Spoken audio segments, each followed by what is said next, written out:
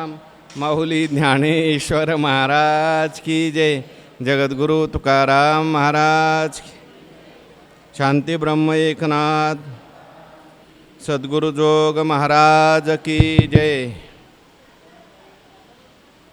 ऐसा ही जरी विपाये सांडूनी पुढील पाये सर्वेंद्रियासी होय पाठी मोरा जो. माझा आवाज थोडा मला ऐकू आला पाहिजे.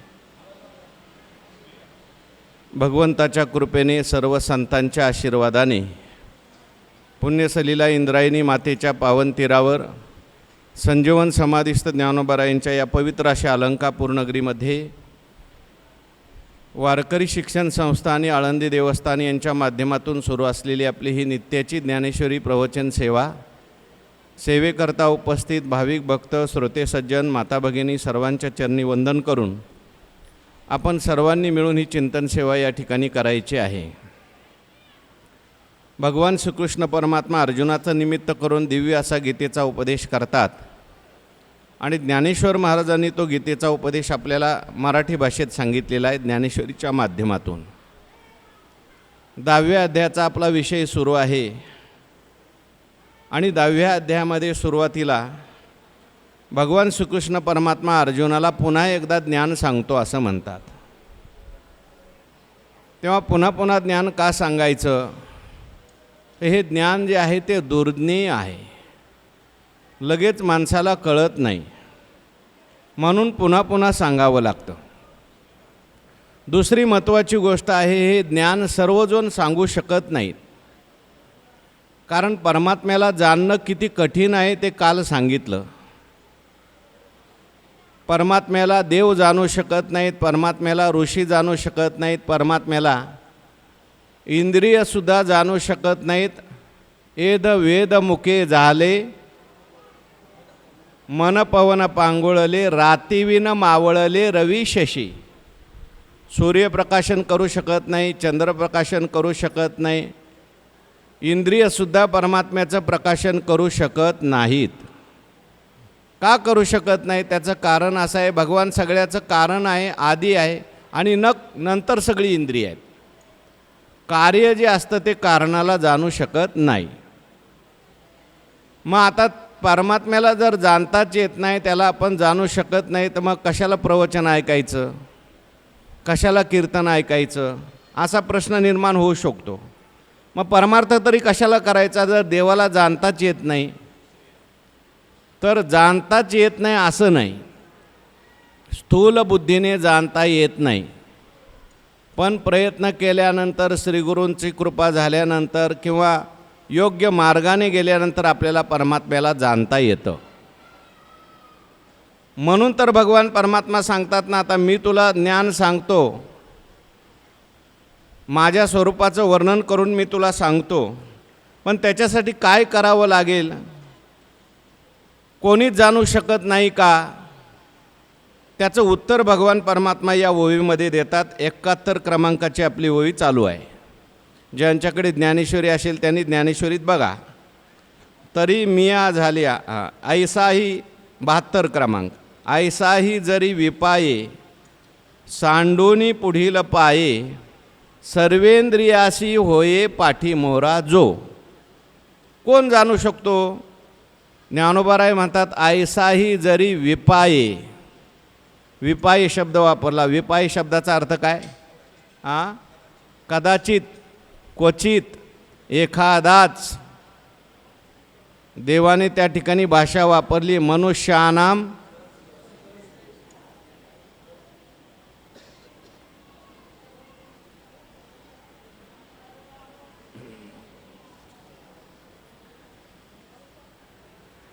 मनुष्यानाम सहस्रेषु. सहस्रेषु शब्दाचा अर्थ आहे हजारोंमध्ये एखादा, म्हणजे हजारात नाही, हजारोंमध्ये एखाद्या माणसाला परमार्थाला जाणण्याची, देवाला जाणण्याची इच्छा होऊ शकते. सगळे या ठिकाणी येऊ शकत नाहीत. सगळ्यांना त्या ठिकाणी मला परमात्म्याला जाणायचं आहे, मला मुक्त व्हायचं आहे असं वाटू शकत नाही.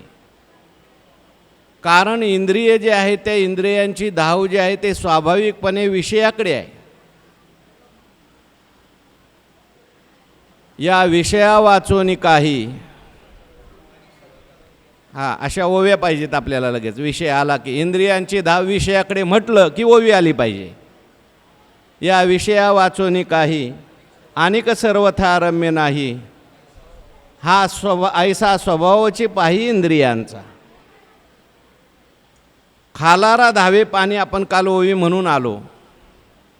स्वाभाविक इंद्रियांची धाव ही बहिर्मुख आहे. त्या ब्रह्मदेवाने ही सगळी इंद्रियांची तोंड जी आहेत ती बाहेर केलेली आहेत. उपनिषदात वर्णन आलं, परांच खानी व्यतृणत स्वयंभू तस्मात परांग पश्यती न अंतरात्मन. ब्रह्मदेवाने जणू काही या सगळ्या इंद्रियांची हिंसा केलेली आहे. इंद्रियांची तोंड सगळी बहिर्मुख बनवलेली आहेत. तस्मात परांग पश्यती न अंतरात्मा, बाहेर सगळं पाहतात पण आत कोणी डोकवायला तयार नाही. सुखाकरता सुद्धा मनुष्य बाहेर सगळं शोधतोय पण त्याला सुख मिळत नाही. त्याचं कारण असं आहे, जिथे सुख आहे तिथे तो शोधत नाही. परंतु सगळेच असे असतात असं नाही. काही पूर्वपुण्य ज्यांचं चांगलं झालेलं आहे किंवा काही संतसंग घडला, ईश्वरोपासना ज्याला घडली, कश्चित धीरा प्रत्यगात्मानमैक्षत आवृत्त चक्षुः अमृतत्वमिच्छन. काही लोक असे असतात की त्यांना हे विषय जे आहेत ते गोड लागत नाहीत. त्यांना संसारातून मुक्त व्हावं असं वाटतं. संसारा या समजता जाणी जे जे अनित्यता, वैराग्य त्यांच्या पाठी लागलेलं आहे. त्यांच्या लक्षात आलेलं आहे की आपल्याला आता परमात्म्याची प्राप्ती करून घ्यायची. विषय सगळे नश्वर आहेत. विषय रांधिली रससोय, जेवणारा ठावे होय ते ताटची सांडोनी जाये जिया परी. हे विषय कैसे, एरवी विषय तरी कैसे, रोहिणीचे जळ जैसे, स्वप्नीचे आभासे भज्रदाती. हे ज्याला कळलंय, हां हे सगळं अनित्य आहे, दुःखरूप आहे, हे कळण्याकरता सुद्धा भाग्य असावं लागतं. सांगणं वेगळं, ऐकणं वेगळं आणि तसं वाटणं वेगळं. माप या सगळ्या प्रपंचाचं मिथ्यात्व कळलंय, दुःखरूप कळलंय आणि मग त्याला असं वाटतंय नाही आता काहीतरी असं मिळवलं पाहिजे की जे शाश्वत आहे. ऐसाही जरी विपाये. विपाये म्हणजे एखादा मनुष्य असा असतो की त्याला संतसंग घडला, निष्काम कर्म घडलं, निष्काम उपासना घडली, चित्तशुद्धी झाली, चित्तस्थैर्य झालं आणि त्याला असं वाटायला लागलं नाही आता आपल्याला देव प्राप्त करून घ्यायचा आहे. हां देखे. अशा प्रकारे कायमी उद्धार पावेन, काय कृपा करील नारायण, अशी तळमळ त्याला लागली बरं का. काही तो स्वामी भेटेल, युगाहुनी वडील सारखी त्याला तळमळ लागलेली आहे. भक्त वेगळा आणि साधक वेगळा बरं का. प्रत्येकाची अवस्था, आपल्याला देव पाहिजे परंतु जसा मिळेल तसा पाहिजे. हां म्हणजे व्यवस्थित बाकीचं सगळं झालं पाहिजे, घरदार नीट चाललं पाहिजे, मुळं झालं बालं चांगली चालली पाहिजे, सगळं व्यवस्थित झालं पाहिजे आणि मग भेटला तर भेटला देव. ही आपली भूमिका आहे. पण जो भक्त असतो त्याला रात्रंदिवस तळमळ लागले, त्याला झोप येत नाही. जीवना वेगळी मासोळी तैसा तुका तळमळे. त्याला रात्रंदिवस हेच वेध लागले, मला देव कधी भेटेल, मला साक्षात्कार कधी होईल. पुसावेशे हेची वाटे जे जे भेटे तयाशी. आणि असा जो कोणी ऐसाही जरी विपाय, हा घ्यायचा इथे. सांडूनी पुढील पाये. तो काय करतो? पाये म्हणजे काय हो? हां शब्दकोश असेल तर बघा पाये शब्दाचा अर्थ काय लिहिला आहे. सांडोनी पुढील पाये म्हणजे सगळे विषय,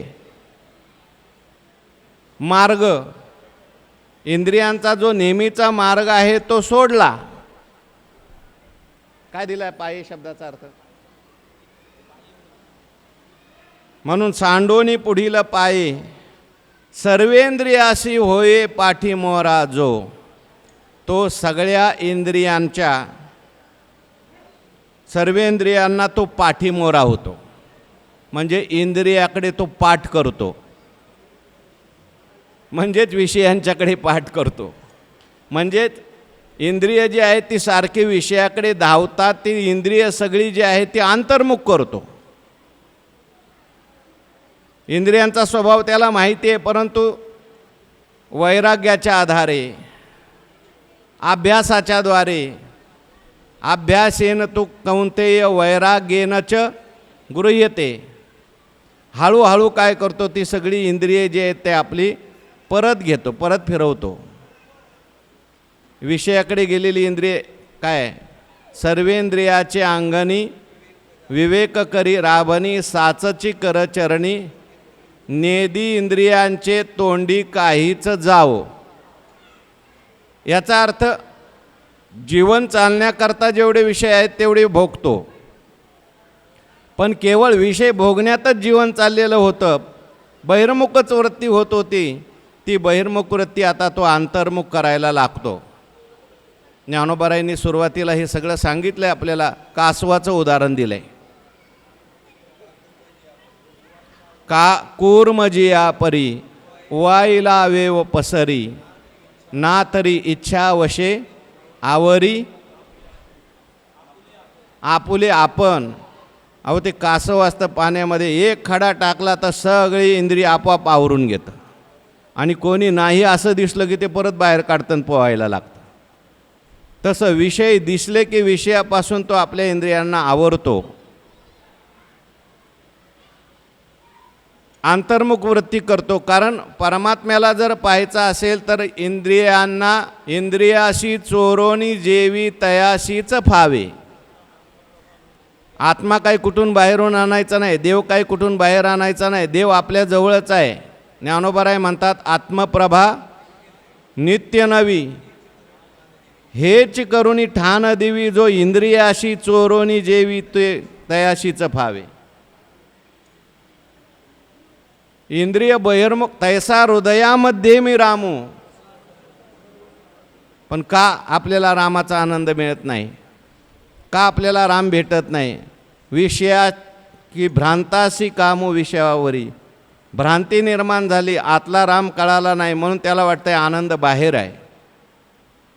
म्हणून ऐसाही जरी विपाये सांडोनी पुढील पाये, सर्वेंद्रियासी होये पाठीमोरा जो. धुतले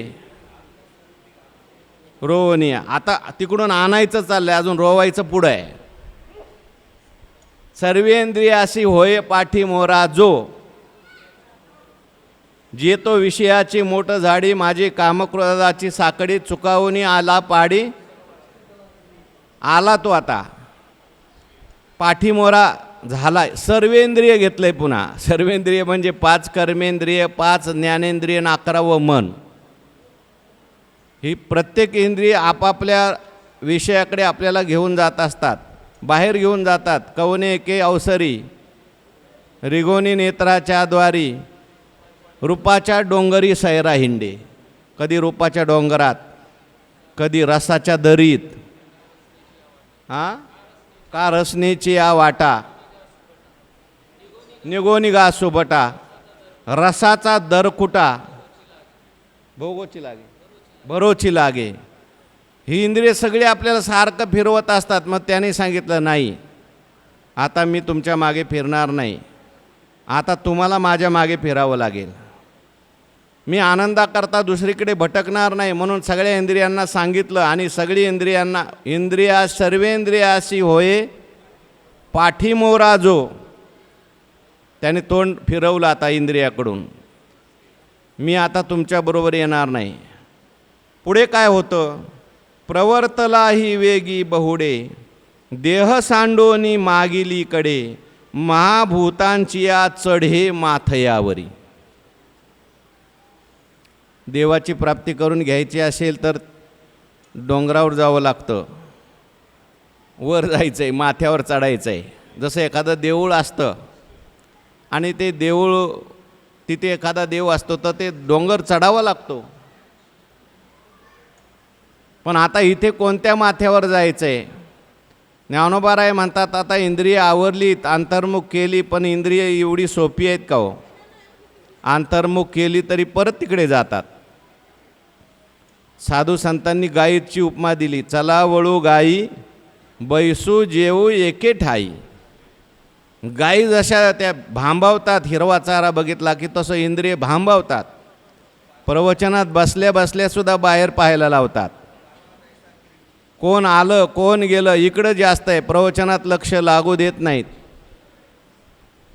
पण हा जो आहे प्रवर्तलाही वेगी बहुडे, ज्ञानोबाराय बोलतात, जरी गेली इंद्रिय तरीसुद्धा वेगाने गेली तरी परत त्या इंद्रियांना आणतो, इंद्रियांना आवरतो, इंद्रियांना जाऊ देत नाही. प्रवचनात बसल्या बसल्या गेलं तरी त्याला म्हणतो, आता परत इकडे ये, प्रवचनात ऐक काय चाललंय. आवरलं पाहिजे, नाही तर इंद्रियांच्या मागे जर गेला तर बहु केली वनवन पाये पिटी झाला शीन. म्हणून प्रवर्तला ही वेगी बहुडे, तो वेगाने त्या सगळ्या इंद्रियांना परत आणतो, गेलेल्या इंद्रियांना आणतो. देवाकडे जायचं आहे, दर्शन कसं करायचं आहे, कसं देवाला पाहायचं आहे, जाणायचं आहे, ते प्रक्रिया चालली. गेलेली इंद्रिय आणायची आणि देह सांडोनी मागिलीकडे. आता इंद्रियाला तर पाठीमोरा झालायच तो, इंद्रियाला म्हणजे इथं विषयाला घ्या, विषय सगळे सोडले, इंद्रियसुद्धा अंतर्मुख केलेली आहेत. आता ही इंद्रिय ज्या देहामध्ये आहेत त्या देहाला सुद्धा सोडायचं आहे. देवाकडे जायचं असेल तर बरं का, सोडायचं याचा अर्थ आत्महत्या नाही करायची, विचाराच्या द्वारे सोडायचं आहे, भक्तीच्या द्वारे सोडायचं आहे, ज्ञानाच्या द्वारे सोडायचं आहे, तादात्म्य सोडायचं आहे. म्हणून काय म्हटलंय बघा, देह सांडोनी मागिलीकडे, देहसुद्धा त्या ठिकाणी मागे सोडायचा आहे. आणि महाभूतांच्या चढे माथ्यावर, महाभूतांच्या माथ्यावर चढायचं. देह सोडायचा आहे, देह विचाराच्या द्वारे सोडायचा आहे. देहामध्ये आता 3 प्रकार आहेत, स्थूल देह आहे, सूक्ष्म देह आहे आणि कारण देह आहे. देहाला सोडायचं आहे म्हणजे विचाराच्या द्वारे हा स्थूल देह मी नाही, आत्मा तो आत्मयाच्या ठाई देखी, देहीचा धर्म देही ऐसे देखणे ते पाही आन आहाती. हा देह जर मी असतो तर याच्यात बदल झाला नसता. मी आत्मा आहे, मी परमात्मा आहे, मी असंग निर्विकार आहे आणि देह मात्र बदलणार आहे. लहानपणी जसा देह होता तसा तरुणपणी राहिला नाही, तरुणपणी होता तसा आता म्हातारपणी राहिला नाही. विकार निर्माण झाला, या अर्थी हा स्थूल देह मी नाही, कारण मी अविकारी आहे. म्हणून देहाला तोच मागे सोडतो. देहाचं तादात्म्य, स्थूल देहाचं तादात्म्य सोडलं विचाराच्या द्वारे. आणखीन कुठे जायलाय? देहा काय लिहिलंय? देह सांडूनी मागिलीकडे, देहाला मागं सोडलं. गीतेमध्ये श्लोक आलाय, भगवंतांनी प्रक्रिया सांगितली, इंद्रियानी परान्याहु रेंद्रियभ्य परम मनः मनसस्तु परा बुद्धी यो बुद्धे परतस्तु सा. इंद्रिय जी आहेत ती लांब आहेत आपल्यापेक्षा खूप. इंद्रियानंतर मन आहे, मनानंतर बुद्धी आहे आणि बुद्धीच्याही पलीकडे जायचं आहे विचाराच्या द्वारे बरं का. कारण देह मी नाही, सूक्ष्मदेहसुद्धा मी नाही. सूक्ष्मदेहामध्ये मन येतं, बुद्धी येते. या मनाचा सुद्धा प्रकाशक, याला सुद्धा जाणणारा मी आहे. बुद्धीला सुद्धा जाणणारा, बुद्धीचाही प्रकाशक मी आहे, ज्याला जाणलं जाऊ शकत नाही, जो जाणणे स्वरूप आहे. म्हणून देह सांडोनी मागिलीकडे, सांडोनी अंगीची खोळी, सर्प रिगालिया पाताळी. मग ते त्वचा कोण सांभाळी गेली की आहे, पुढचं ते दृष्टांत आहे, सिद्धांत पाहिजे आपल्याला. उदाहरण दिलं ज्ञानोबारायांनी, तो साप असतो.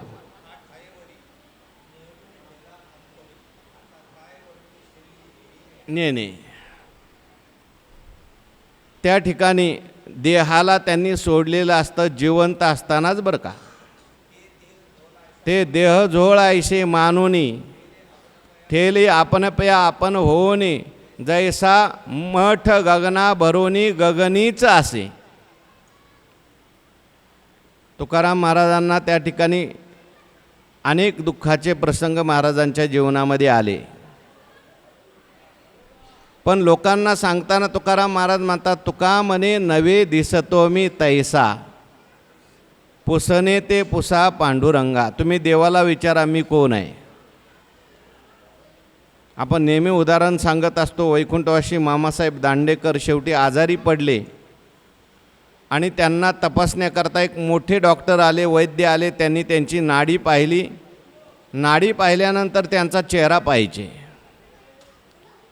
ते म्हटले, अहो माझा चेहरा काय बघताय तुम्ही, माझी नाडी बघा, काय औषध द्या, गोळ्या द्या. म्हटले, अहो तुमची नाडी पाहिल्यावर मला अशी नाडी सांगते की तुमच्या शरीरात हजारो रोग तयार झालेले आहेत आणि तुमच्या जागेवर जर दुसरा कोणी मनुष्य असता तर तो ढोरासारखा ओरडला असता, पण तुम्ही शांत कसे काय. ते मामा हसले आणि सांगितलं, मी जन्मभर अभ्यास केलाय, मी म्हणजे हा देह नाही. देह सांडोनी मागिलीकडे, देह सोडला त्यांनी, विचाराच्या द्वारे सोडला, भक्तीच्या द्वारे सोडला, नामस्मरणाच्या द्वारे सोडला. सांगणं सोपं आहे, अवघड आहे. देहाला सोडणं, देह तादात्म्य सुटणं जात नाही. अहो एखाद्या माणसाने नुसतं बोललं तरी आपल्याला सहन होत नाही. मला असंच का बोलला, माझ्याकडे असंच का पाहिलं. देहाला चिकटलेला मनुष्य, व्यवहार म्हणून ते ठीक आहे, पण पारमार्थिक दृष्टीने जर विचार केला तर मंबाजी बुवाने काट्याने मारलं, महाराजांनी त्या ठिकाणी त्याचं काही मानलं नाही. त्याचं कारण देह सांडोनी मागिलीकडे. मग काय करतात ते पुढे, देवाकडे जायचं आहे. महाभूतांची या चढे माथयावरी. हां,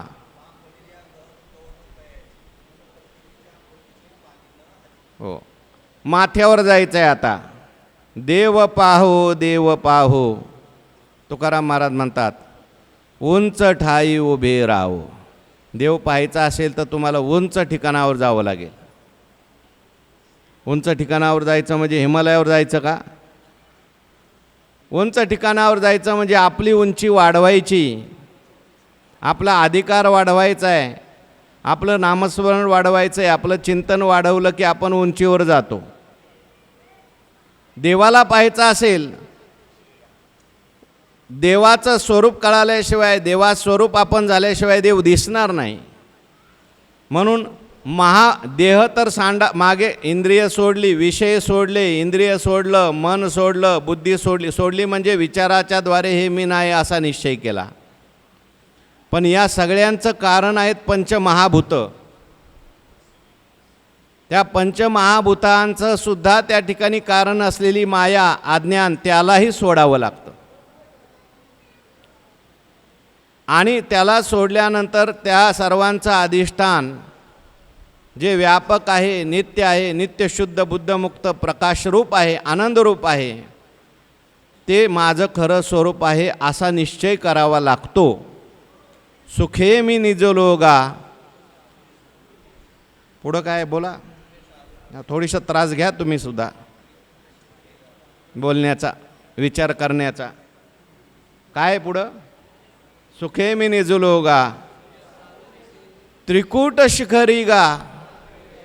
दान मिळे आहे ते त्रिकूट शिखरावर जायचं आहे, त्रिगुणाच्या पलीकडे. असं जे परमात्म्याचं स्वरूप आहे त्या ठिकाणी जाऊन त्या परमात्म्याला जाणायचं आहे. कसं जाणायचं आहे, जाणल्यानंतर काय होणार आहे, भगवान पुढच्या श्लोकात सांगतात. बरोबर आहे ना? माझ्या याच्यात श्लोक आला बघा. काय श्लोक आहे? यो मामजमनादींच वेत्ती लोक महेश्वरम असमूढ समर्थेषु सर्व पापैः प्रमुच्यते. काय याचा अन्वय आहे? यह माम अजम अनादिम लोकमहेश्वरम च वेत्ती सह मर्तेषु असमूढा सर्व पापैः प्रमुच्यते. जो कोणी, भगवान परमात्मा सांगतात, असमूढ आहे. असमूढ शब्दाचा अर्थ काय? अज्ञानी. असमूढ, पहिला मूढ. मूढ कोणाला म्हणायचं? ज्याला मोह झालेला आहे तो मूढ. मोह कशाला म्हणायचं? जे आपण नाही ते आपण मानणं, याला म्हणायचं मोह. पहिलं असतं अज्ञान, आणि अज्ञानाचं कार्य आहे मोह. आपल्याला न ओळखणं, स्वतःला न ओळखणं हे अज्ञान आहे. दोरी रूपाने न कळणं हे अज्ञान आहे. आणि दोरीच्या ठिकाणी साप दिसणं हा मोह आहे. अज्ञानामुळे पहिला आपल्याला विसर पडू द्या, काय हरकत नाही, दुःख नाही. पण स्वतःला त्या ठिकाणी देह मानायला लागला. या देहासी म्हणे मी, पुन्हा पुत्र दारा धन माझे, किंवा हा मी गौरहीन पुरता, हा हे जनक हे माता. अहो किती ठिकाणी मोह सांगितला ज्ञानोबारायांनी. ज्ञानेश्वरी किती ओव्या सांगू मी तुम्हाला मोहाच्या. हा नेनो कैसा मोह वाढीनला. अर्जुनाला काय झाला होता? अर्जुनाला मोह झाला ना. दुसरं काय झालं? स्वदेहा नाम अर्जुनो संग्रा नाम मलिनो पापाचारो. दुःखाला कारण काय आहे? मोह. मी एकच जगी अर्जुनो ऐसा देही वाहेगा अभिमानू, कौरवाते स्वजनो आपले म्हणे. देवाने गीता सांगून अर्जुनाचा काय घालवलेला आहे? मोह घालवला आहे. नष्टो मोहा. म्हणून मूढ कोण आहे? ज्याला मोह झालेला आहे, स्वतःला देह मानतो, तो मूढ आहे. व्यवहारातला मूढ वेगळा, ज्याला काही कळत नाही त्याला आपण मूढ म्हणतो. पण परमार्थामध्ये अर्जुना मोहात गेला आहे. विमूढा नानुपश्यंती पश्यंती ज्ञानचक्षुषा. इथे एक आहे मूढ आणि दुसरा आहे सम्मूढ. म्हणजे सम्यक प्रकारे ज्याला मोह झालेला आहे, ज्याचा मोह दृढ झालेला आहे. व्यवहारातला मूढ असेल, अज्ञानी असेल, व्यवहार ज्याला कळत नाही त्याला मूढ माना, आणि स्वतःला देह मानतोय तो सम्मूढ माना. आता इथे सम्मूढ पाहिजे का असम्मूढ पाहिजे? श्लोकात कोण सांगितलं आहे? सम्मूढ सांगितला का असम्मूढ सांगितला? असम्मूढ. असम्मूढ म्हणजे ज्याच्या जीवनातला मोह गेला. श्रीगुरूंच्या कृपेने म्हणा, देवाच्या कृपेने म्हणा, ज्याला आपल्या स्वरूपाचं ज्ञान प्राप्त झालं, देवाचं ज्ञान प्राप्त झालं. कसं देवाचं ज्ञान प्राप्त झालं त्याला? त्याचं वर्णन केलं. यो माम अजम अनादिंच. यो माम अजम अनादिम. काय अन्वय आहे? सर्व लोक महेश्वरम. मला जाणतो, पण कसं जाणतो तो? मी अनादी आहे, मी अज आहे, मी सगळ्या लोकांचा महेश्वर आहे.